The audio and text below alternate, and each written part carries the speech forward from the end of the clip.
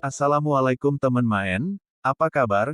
Kali ini kita dengerin lagi sejarah dari kampungnya jagoan Betawi Bang Pitung. Jangan lupa di subscribe ya teman maen. Asal-usul Rawa Belong rupanya memiliki beragam sejarah. Rawa Belong sendiri merupakan sebuah kampung yang terletak di wilayah Jakarta Barat.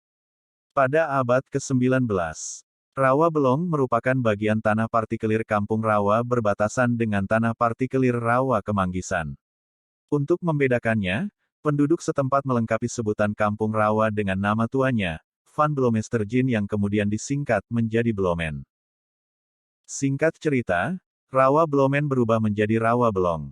Kemudian, ada juga yang menyebut bahwa Rawa Belong itu dulunya adalah kawasan rawa-rawa. Di bantaran rawa, hidup sebuah keluarga yang amat dermawan terhadap orang-orang yang lemah yaitu keluarga Bang Balong.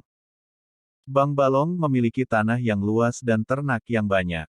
Hidupnya sangat makmur, sehingga orang-orang di sekitar tempat tersebut menyebut tempat itu milik Bang Balong.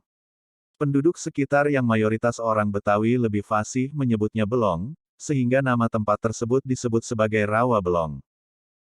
Rawa Belong menjadi basis atau markasnya orang Betawi lantaran pernah menjadi tempat tinggal jagoan legendaris Betawi Si Pitung.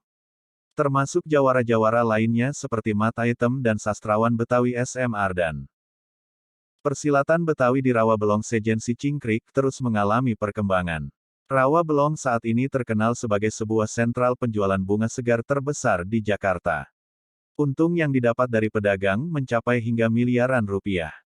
Itulah sejarah dari Rawa Belong.